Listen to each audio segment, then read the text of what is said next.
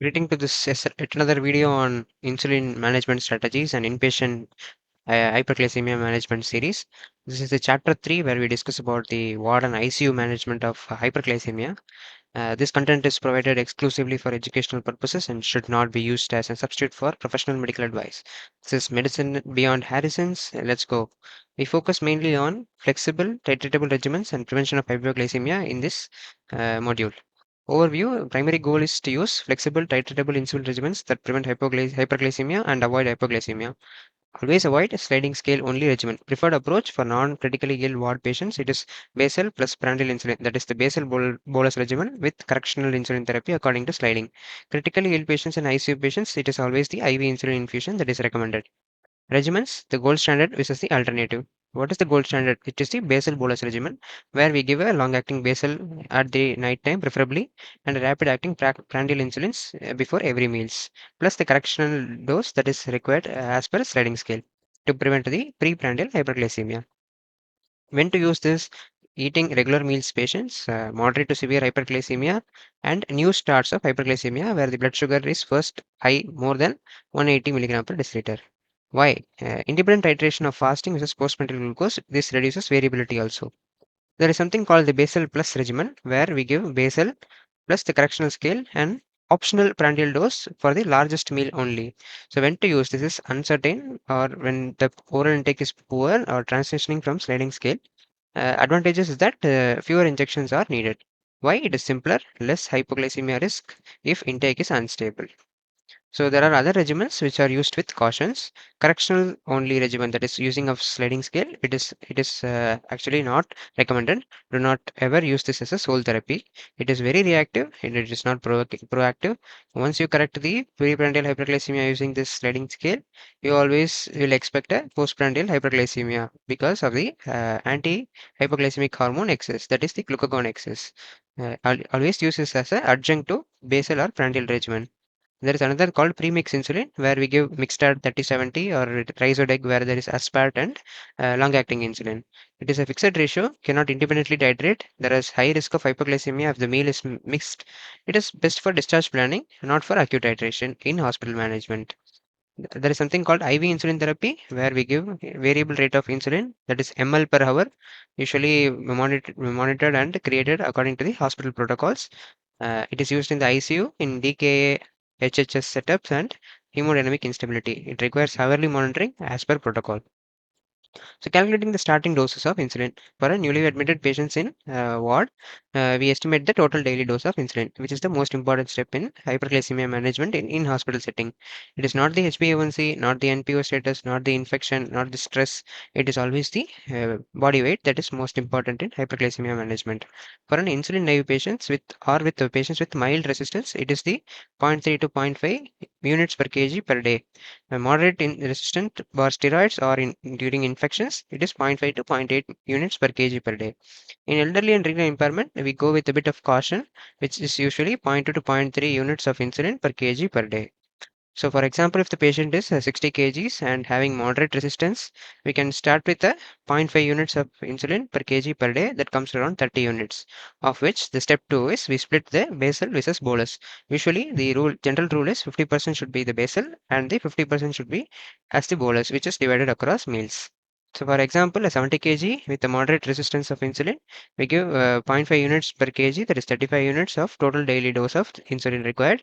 We split it into basal 18 units of glargine or the lantus and bolus of 6 units of rapid acting with each meal, that is act rapid or nova rapid. So there is advanced calculations and conversions. The basal plus chart for simple regimens or uncertain intake. You start a basal regimen at 50 to 60% of total daily dose of insulin requirement and start the basal at zero point 0.2 to zero point 0.3 unit per kg per day. Always add correctional scale and optional single meal bolus to prevent pre-meals or inter-meals hyperglycemia.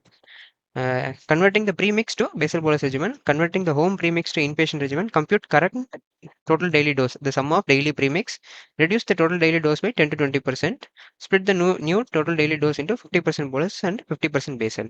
This reduction prevents hypoglycemia from carryover effects. So correctional insulin, also called the safe sliding scale, always use this additional to scheduled doses, never in autonomy to prevent hyperglycemia. So, for example, if the patient is pre-meal blood glucose is 150 to 199, you give two doses of additional rapid acting insulin with the total daily dose that we have already fixed, and 200 to 249 4 units, 250 to 300 6 units, 300 to 349 8 units. More than 350, always check for other causes of hyperglycemia or unresolving hyperglycemia, like in acute kidney injury, diabetic ketoacidosis, HHS, for which we need to do an ABG or a serum ketone, urinary ketone levels, monitor for other causes of hyperglycemia with serum creatinine and other things that we requires further management. Insulin resistant patients increase dose by 20 to 50 percentage. In elderly and CKD, use lower increments, that is 1 units, to prevent hypoglycemia. Titration doses, adjusting doses. For basal titration, the fasting glucose is the driver. When the fasting glucose is more than 140, the next day, for example, if you have given 10 units of glargine the previous night, if the fasting is more than 140, you can increase the basal by 10 to 20% or 2 to 4 units every 24 to 72 hours. When the fasting is less than 90, that indicates nocturnal hypoglycemia, reduce the basal by 10 to 20 percentage. Always wait for 40 to 72 hours for a steady state obtaining. So prandial titration, the postprandial driver is the taken as the consideration.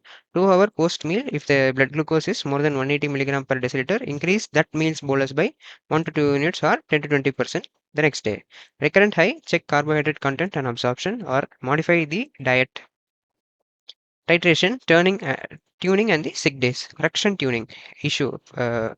Frequent corrections required. Increased scheduled meal bolus. Don't rely on the scale. If the patient frequently needs correctional doses or based on the sliding scale, always increase the basal or the bolus regimens to prevent more reliance on the sliding scale. Issue: corrections causing hypoglycemia. Scale down the sensitivity. On sick or during steroid days, you always expect a daytime or postprandial hyperglycemia. For this, you can increase the daytime prandial doses or add an NPH to cover the peak. Anticipate higher total daily dose requirement of insulin in sick or steroid days. IV insulin infusion in the ICU. Start criteria is either for DKA or HHS, or when the glucose is more than 300 to 400 despite subcutaneous therapy, or in hemodynamic instability where we need a strict target for glucose management. Targets in ICU is always check hourly initially, then the goal to be is 140 to 180 milligram per deciliter. For wards, it is 100 to 180 milligram per deciliter. The target is higher in the ICU, 140 to 180, to prevent hypoglycemia. The transition to overlap gives subcutaneous basal 2 to 4 hours before stopping IV to prevent rebound hyperglycemia. Reason: subcutaneous absorption gets delayed. This is done to prevent rebound hyperglycemia. Special clinical considerations: renal impairment. There is always reduced clearance in renal impairment. There is risk of hypoglycemia. Start lower at lower total daily dose, that is 0.2 to 0.3 units per kg, and use conservative basal regimens. On steroid days, daytime peaks are expected. Increase daytime bolus or use NPH timed to peak.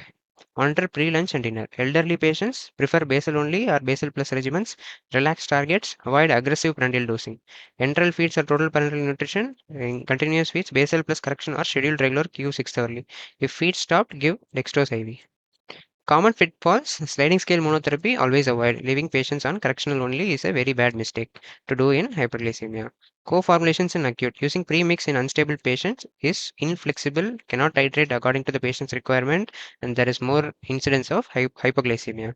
No overlap. Stopping IV insulin without giving a subcutaneous basal first is a one another big mistake. This will lead to rebound hyperglycemia. Steroid taper. Forgetting to reduce insulin when steroids stop is also a big mistake that will lead to hypoglycemia. The fixes: adjunct only, always add basal. Basal bolus, use independent components for control. 24-hour overlap is always the safety rule. Uh, Rapid reduction. Taper insulin in sick with steroids. Practical orders, whatever how you write in the case sheets, is CBG, that is 3 times a day before pre-meals plus bedtime. Start if more than 180 persistently. The total daily dose is 0.4 to 0.6 units per kg as discussed previously. Split the 50% into basal and 50% into bolus, and plus the correctional scale as and when required. You can always use basal regimen for uncertain intake. Start glargine at 0.2 units per kg at night plus correctional scale according to the meals. Add one bolus for the largest meal if needed. In ICU, use the IV insulin scale. Start protocol if more than 180 or in unstable DKA patients. Always ensure to monitor hourly. Target is 140 to 180. Transition give basal 2 to 4 hours before. So short case example for a patient newly admitted in the ward with who is a weight of 70 kgs, HbA1c of 11, which signifies there is more insulin resistance, and the patient is eating normally. The glucose is more than 220. For this patient, the total daily dose of insulin requirement should be around zero point 0.6 units per kg. That comes to around 42 units. Split that into basal and bolus. That is 20 units of basal insulin, that is Lantus or Glargine at night, plus 7 units of aspart pre-meals, plus the correctional scale as and when required. Titrate basal 2 to 4 units if fasting more than 140. Case 2, premix conversion, 85 kg with Rhizodec 24 units at morning and 24 units at night. That is high post-lunch. The old therapeutic dose is 48 units. Reduce 20% to 40 units. Basal 20 units Glargine. Bolus of 6 to 7 units as part pre-meals. Monitor closely. Cover lunch gap. Guidelines and cheat sheet. These are references are from ADA Standards 2025, Endocrine Society, RSSDA 2022. Start basal bolus, use IV insulin, and the titration we have discussed in this module. Thank you.